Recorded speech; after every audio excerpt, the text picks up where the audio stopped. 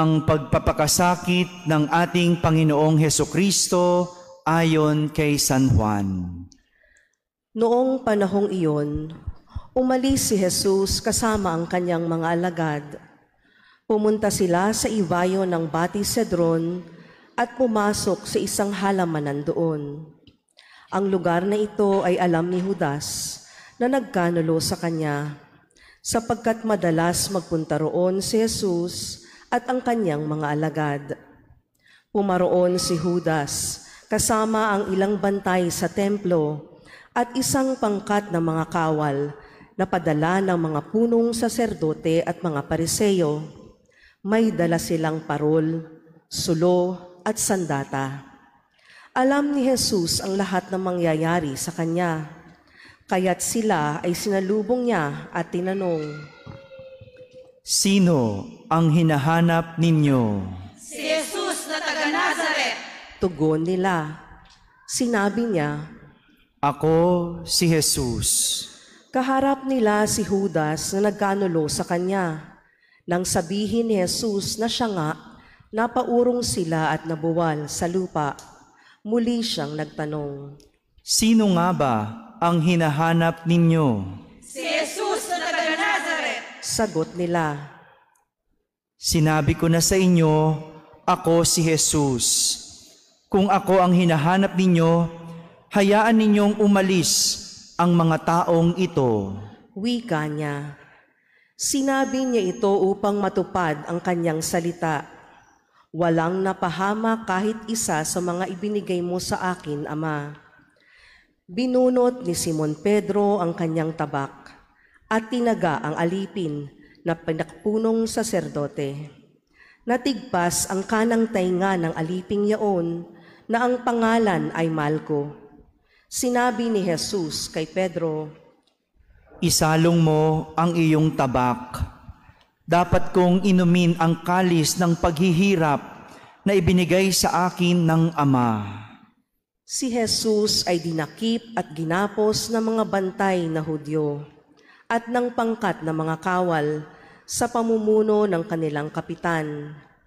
Siya ay dinala kay Anas na biyenan ni Caifas na pinakapunong saserdote ng panahong yaon.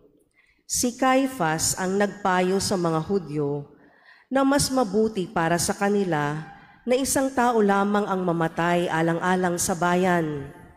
Si Simon Pedro at ang isa pang alagad ay sumunod kay Jesus. Kilala ng pinakapunong saserdote ang alagad na ito, kaya't nakapasok siyang kasama ni Jesus sa patio ng bahay ng pinakapunong saserdote. Naiwan naman si Pedro sa labas ng pintuan. Lumabas ang alagad na kilala ng pinakapunong saserdote. Kinausap ang dalagang nagbabantay sa pinto at pinapasok si Pedro. Si Pedro ay tinanong ng dalaga, Hindi ba't isa ka sa mga alagad ng taong iyan? Hindi. Sagot ni Pedro, maginaw noon, kaya't nagpabaga ng uling ang mga alipin at mga bantay at tumayo sa paligid ng siga upang magpainit. Nakihalo si Pedro at nagpainit din. Si Jesus ay tinanong ng pinakapunong saserdote tungkol sa kanyang mga alagad at sa kanyang itinuturo. Sumagot si Jesus, Hayagan akong nagsasalita sa madla. Lagi akong nagtuturo sa mga sinagoga at sa templo ng mga Hudyo. Wala akong sinabing palihim. Bakit ako ang tinatanong ninyo? Ang tanungin ninyo ay ang mga nakarinig sa akin. Alam nila kung ano ang sinabi ko. Pagkasabi nito, siya ay sinampal ng isa sa mga bantay na naroroon. Bakit mo sinasagot ng ganyan ang pinakapunong saserdote? Tanong niya, sinagot siya ni Jesus. Kung nagsalita ako ng masama, patunayan mo. Ngunit kung mabuti ang sinabi ko, bakit mo ako sinampal? Si Jesus na nakagapos pa noon ay ipinadala ni Anas kay Caifas, ang pinakapunong saserdote. Samantala, naroon pa rin si Simon Pedro at nagpapainit. Siya ay tinanong nila, Hindi ba't alagad ka rin ng taong iyan? Hindi! sagot ni Pedro. Tinanong naman siya ng isa sa mga alipin ng pinakapunong saserdote, kamag-anak ng lalaking tinagpasan niya ng tainga. Hindi ba ikaw ang nakita kong kasama ni Jesus sa halamanan? Muling itinatwa ito ni Pedro. Siya namang pagtilaok ng manok. Mula sa bahay ni Caifás, si Jesus ay dinala nila sa palasyo ng gobernador. Umaga noon. Hindi pumasok ang mga Hudyo sa palasyo ng gobernador upang sila ay huwag maituring na di karapat-dapat kumain ng hapunang Pampaskwa. Kaya't sa labas sila tinanggap ni Pilato at tinanong, Ano ba ang sakdal ninyo laban sa taong ito? Sumagot sila, Kung hindi po siya gumawa ng masama, hindi namin siya dadalhin sa inyo. Sinabi sa kanila ni Pilato. Dalhin niyo siya at hatulan ayon sa inyong kautusan. Sumagot ang mga Hudyo. Wala po kaming kapangyarihang humatol sa kamatayan kanino man. Nangyari ito upang matupad ang sinabi ni Jesus tungkol sa paraan ng kanyang pagkamatay. Si Pilato ay pumasok uli sa palasyo at tinawag si Jesus. Ikaw ba ang hari ng mga Hudyo? Tanong niya. Sumagot si Jesus. Iyan ba'y galing sa inyong sariling isipan o may nagsabi sa inyo? Ako ba'y Hudyo? Tanong ni Pilato. Ang mga kababayan mo at ang mga punong saserdote ang nagdala sa iyo rito. Ano ba ang ginawa mo? Sumagot si Jesus. Ang kaharian ko'y hindi sa sanlibutang ito. Kung sa sanlibutang ito ang aking kaharian, ipinakipaglaban sana ako ng aking mga tauhan at hindi na ipagkanulo sa mga Hudyo. Ngunit hindi sa sanlibutang ito ang aking kaharian. Kung gayon, isa kang hari? Sabi ni Pilato. Sumagot si Jesus. Kayo na ang nagsasabing ako ay hari. Ito ang dahilan kung bakit ako ipinanganak at naparito sa sanlibutan upang magsalita tungkol sa katotohanan. Nakikinig sa aking tinig ang sinumang nasa katotohanan. Ano ba ang katotohanan? Tanong ni Pilato. Pagkasabi nito, muling lumabas si Pilato at sinabi sa mga Hudyo, Wala akong makitang kasalanan sa taong ito, ngunit ayon sa inyong kaugalian, dapat ako magpalaya ng isang bilanggo kung araw ng Paskwa. Ibig ba ninyong palayain ko ang hari ng mga Hudyo?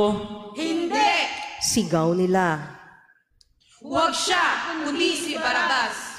Si Barabas ay isang tulisan, kaya't ipinakuha ni Pilato si Jesus at ipinahagupit. Ang mga kawal ay kumuha ng halamang matinik, ginawang korona at ipinutong kay Jesus. At sinuotan siya ng balabal na porpora, isa't isa'y lumapit sa kanya at ang wika, Mabuhay ang hari ng mga Hudyo! at siya ay pinagsasampal.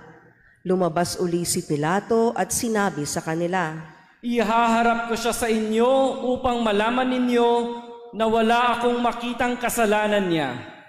At inilabas si Jesus na may koronang tinik at balabal na purpura. Sinabi sa kanila ni Pilato, Narito ang tao. Pagkakita sa kanya ng mga punong saserdote at ng mga bantay, sila'y sumigaw. Ipako siya sa krus! Ipako sa krus! Sinabi ni Pilato, Kunin ninyo siya at kayo ang magpako sa kanya. Wala akong makitang kasalanan niya. sumagot ang mga Hudyo. Ayon sa aming kautusan, nararapat siyang mamatay sapagkat siya ay nagpapanggap na anak ng Diyos. Lalong natakot si Pilato nang marinig ang mga pananalitang ito. Muli siyang pumasok sa palasyo at tinanong si Jesus. Taga saan ka ba? Subalit hindi tumugon si Jesus. Ayaw mo bang makipag-usap sa akin? ani Pilato. Hindi mo ba alam na maaari kitang palayain o ipapako sa krus? At sumagot si Jesus, Kaya mo lamang magagawa iyan ay sapagkat ipinagkalob sa iyo ng Diyos ang kapangyarihang iyan. Kaya mas mabigat ang kasalanan ng nagdala sa akin dito. Nang marinig ito ni Pilato, lalo niyang hinangad na palayain si Jesus. Ngunit nagsigawan ang mga tao. Kapag pinalaya mo ang taong iyan, hindi ka kaibigan ni Cesar.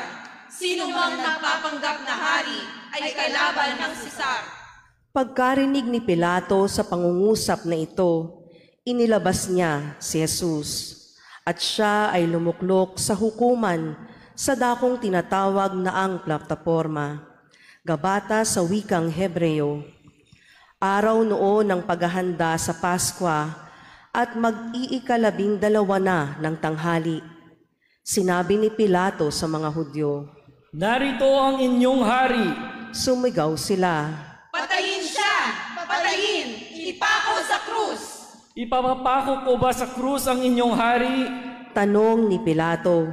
Sumagot ang mga punong saserdote. Wala kaming hari kundi ang Cesar. Kaya't si Jesus ay ibinigay sa kanila ni Pilato upang ipako sa krus. Kinuha nga nila si Jesus at lumabas siya na pasan ang kanyang krus patungo sa lugar na kung tawagin ay dako ng mga bungo, Golgota sa wikang Hebreo. Pagdating doon, siya ay pinako sa krus kasama ng 2 pa, isa sa gawing kanan at isa sa kaliwa. Sumulat si Pilato ng ganitong pangungusap at ipinalagay sa krus. Si Jesus na taga Nazaret ang hari ng mga Hudyo. Nasusulat ito sa mga wikang Hebreo, Latin at Griego, at marami sa mga Hudyo ang nakabasa nito, sapagkat malapit sa lungsod ang dakong pinagpakuan kay Jesus. Kaya't sinabi ng mga punong saserdote kay Pilato, Huwag ninyong isulat na hari ng mga Hudyo, kundi sinabi ng taong ito, ako ang hari ng mga Hudyo. Sumagot si Pilato, Ang naisulat ko'y naisulat ko na. nang maipako na ng mga kawal si Jesus, kinuha nila ang kanyang kasuotan at pinaghati-hatian ng 4. Kinuha rin nila ang kanyang tunika. Ito'y walang tahi at hinabi ng buo mula sa itaas hanggang sa ibaba. Nag-usap-usap ang mga kawal. Huwag nating punitin ito. Magsapalaran na lamang tayo para malaman kung kanino ito mauuwi. Nangyari ito upang matupad ang isinasaad ng kasulatan. Pinaghati-hatian nila ang kanilang kasuotan at ang aking damit ay kanilang pinagsapalaran. Gayon nga ang ginawa ng mga kawal. Nakatayo sa tabi ng krus si Jesus, ang kanyang ina at ang kapatid na babae nitong si Maria na asawa ni Cleopas. Naroon din si Maria Magdalena. Nang makita ni Jesus ang kanyang ina at ang minamahal niyang alagad sa tabi nito, kanyang sinabi, Ginang, narito ang iyong anak. at sinabi sa alagad, Narito ang iyong ina.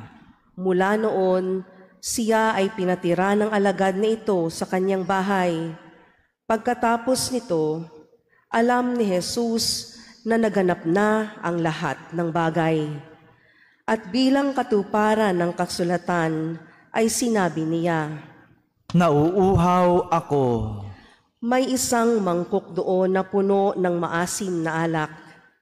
Itinubog nila rito ang isang espongha, ikinabit sa sanga ng isopo at idiniit sa kanyang bibig. Nang masipsip ni Jesus ang alak, ay kanyang sinabi, Naganap na. Iniyukayok niya ang kanyang ulo at nalagot ang kanyang hininga.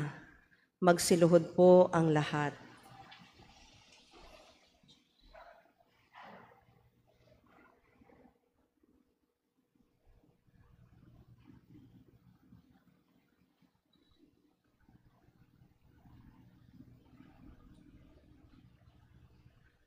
Magsitayo po ang lahat. Noong araw ng paghahanda, ay ayaw ng mga Hudyo na manatili sa krus ang mga bangkay sa araw ng pamamahinga, sapagkat dakila ang araw ng pamamahingang ito. Kaya't hiniling nila kay Pilato na ipabali nito ang mga binti ng mga ipinako sa krus at alisin doon ang mga bangkay. Naparoon nga ang mga kawal at binali ang mga binti ng dalawang ipinakong kasabay ni Jesus. Ngunit pagdating nila kay Jesus at makitang patay na siya, hindi na nila binali ang kanyang binti.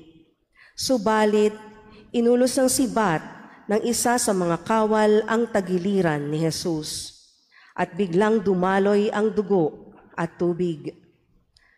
Ang nakakita nito ang nagpapatotoo.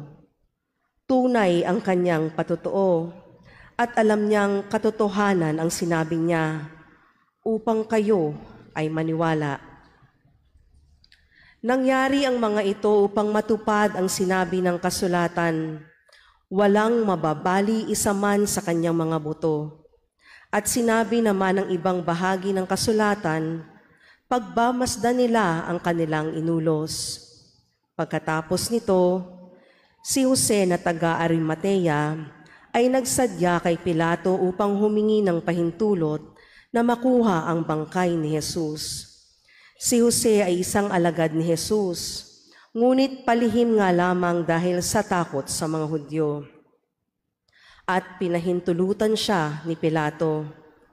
Kaya't kinuha ni Jose ang bangkay ni Jesus. Sumama sa kanya si Nicodemo, may dalang pabango, mga 100 libra na pinaghalong mira at alo. Siya ang nagsadya kay Jesus isang gabi. Kinuha nila ang bangkay ni Jesus at nilagyan ng pabango habang binabalot sa kayong lino ayon sa kaugalian ng mga Hudyo. Sa pinagpakuan kay Jesus ay may isang halamanan at dito ay may bagong libingang hindi na paglilibingan. Yamang noon ay araw ng paghahanda ng mga Hudyo, at dahil sa nalalapit naman ang libingang ito, doon nila inilibing si Jesus. Ang mabuting balita ng Panginoon. Pinupuri ka namin, Panginoong Hesukristo. Isang magandang hapon po sa inyong lahat. Ngayong araw na ito, pinagdiriwang po natin ang pagpapakasakit ng ating Panginoong Jesus. Ito po yung kwento na narinig natin sa Ebanghelyo, yung kwentong isinadula natin, ang pagpapakasakit ng Panginoong Jesus. Pagdiriwang, isang pagdiriwang ng pagpapakasakit. Sa isang banda, kung maririnig ito, parang tila hindi magandang ipagdiwang ang paghihirap ng iba. Hindi katanggap-tanggap na magsaya dahil sa pagdurusa ng iba. Kung ganyan po ang tingin natin, kung ganyan ang ating pagdiriwang, maaaring tawagin tayong mga masokista. Dahil natutuwa tayo sa paghihirap o mga pasakit o sakit.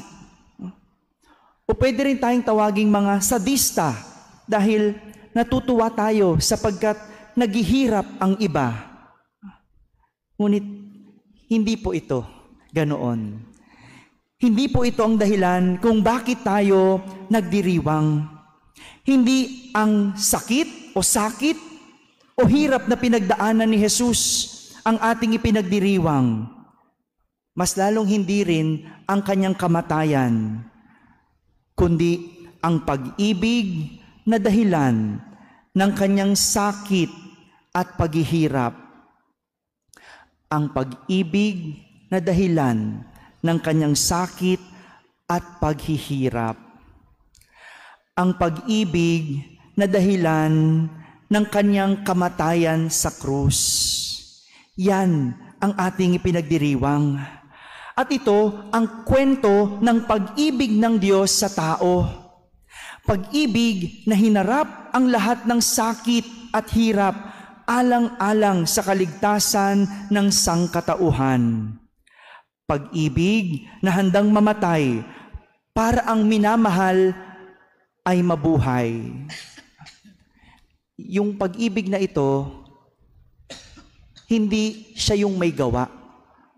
Marami sa atin naghihirap dahil tayo ang may gawa.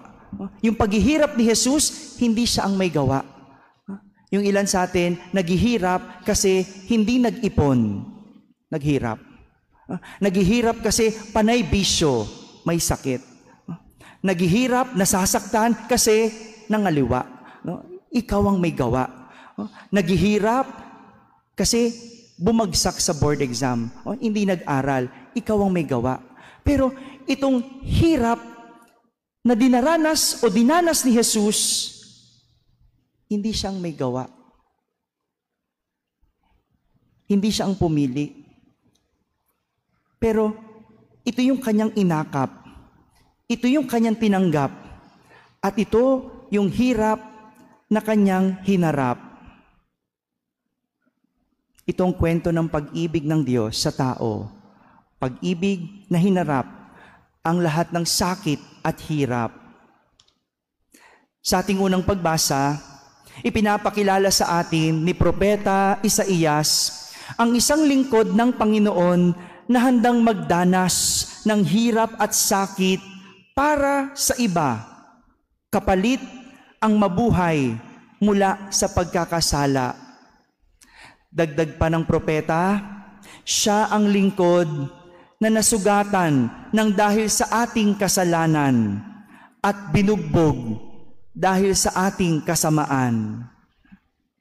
Imagine ninyo, tayo ang may gawa, pero iba ang nahirapan. Tayo ang may sala, pero iba ang nagdusa.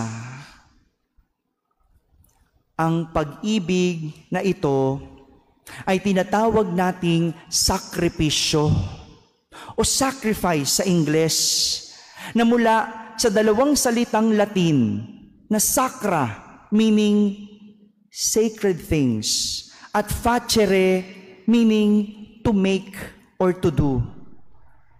Kapag pinagsama, ibig sabihin to make holy. Gawin isang banal. Isang pag-ibig na banal na nang dahil sa pag-aalay at pagbibigay, may ibang nakinabang. Kaya nga, ang tawag natin sa araw na ito ay Biyernes Santo. Dahil ang araw na ito ay may isang taong gumawa ng banal na pagkilos, nag-alay at nagbigay ng buhay, alang-alang sa ikabubuti ng lahat. Siya yung lingkod ng Panginoon na nagsakripisyo at nag-alay ng buhay gaya ng tinutukoy ni San Pablo sa ating ikalawang pagbasa. Siya yung walang iba kundi ang ating Panginoong Hesukristo. Na bagamat siya ay Diyos, natutunan niya ang kahulugan ng pagsunod sa pamamagitan ng pagtitiis. Dahil sa kanyang pagtitiis at kamatayan, ang lahat ay naligtas mula sa kasalanan. Pagtitiis para ang lahat ay maligtas. Ito po yung ating ipinagdiriwang sa araw na ito. Ang pag-ibig ng Diyos na handang mamatay para ang sangkatauhan ay mabuhay. Hindi po ito malayo sa mga maliliit na kamatayan na ating nararanasan sa ating buhay. Hindi ito malayo sa isang ina na nagkanda pasok-paso ng dahil sa pagluluto o nagkakanda kuba sa pagtatrabaho para sa pamilya. maliliit na kamatayan. Hindi rin ito iba sa isang ama na ng ibang bansa at tinitiis ang pangungulila para magtaguyod ng pamilya. Munting kamatayan. Hindi rin ito iba sa isang anak na nagsusunog ng kilay para makapagtapos ng pag-aaral at magkaroon ng kinabukasan. Maliliit na kamatayan. Maliliit na kamatayan na nagiging sakripisyo dahil sa pag-ibig. Lahat ito ay mga maliliit na kamatayan na ating hinaharap sa pang-araw-araw na nagbibigay buhay. Hindi ba? Ito'y magandang dahilan para tayo ay magdiwang. Kaya nga, ang sarap lasapin ng mga bagay na pinaghihirapan ng mga magulang. Hindi lang dahil ito ay pinagpaguran, kundi dahil ito ay galing sa sakripisyo. Ang sarap lasapin ng graduation. Dahil isa itong matamis na pagdiriwang dahil bunga ito ng pagtsatsaga at pag-ibig sa ginagawa. Mahirap ang mag-aral. Pero lalong humihirap kapag hindi mo mahal ang iyong pinag-aaralan. Kaya ngayong graduation, ang lalasap lang ng tamis nito, yung naghirap. Dahil mahal niya ang kanyang ginagawa. Ngunit, kailangan din po nating malaman na hindi lahat ng hirap may katumbas na sarap. Sapagkat ang tanging naghirap na makakalasap lang ng tunay na sarap ay ang naghirap dahil sa pag-ibig. Kaya nga, ang ginagawa nating pag-aayuno sa araw na ito ay hindi lang pagpapaliban ng pagkain. Nag-ayuno po ba kayo? 1 full meal lang po sa araw na ito. But if you're more than, or if you're 60 years old and above at may sakit, exempted po kayo.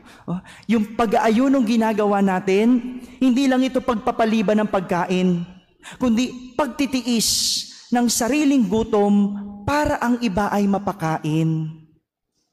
Kung hindi ka kumain ngayon, yan yung ibibigay mo sa mga walang makain.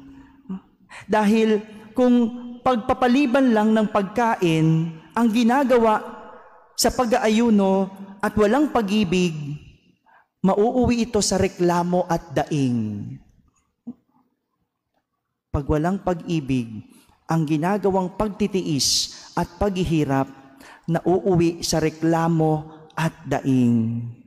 Dapat ang ginagawa nating pag-aayuno ng dahil sa sakripisyo at pag-ibig.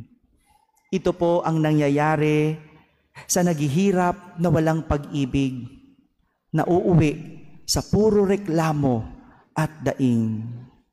Yan naman ang pinagkaiba ng pag-ibig ni Kristo. Sa kabila ng hirap, sa kabila ng sakit, walang narinig na reklamo at hindi dumaing dahil siya ay may pag-ibig. Mga kapatid, espesyal po ang araw na ito dahil ipinagdiriwang natin ang kwento ng pag-ibig ng Diyos.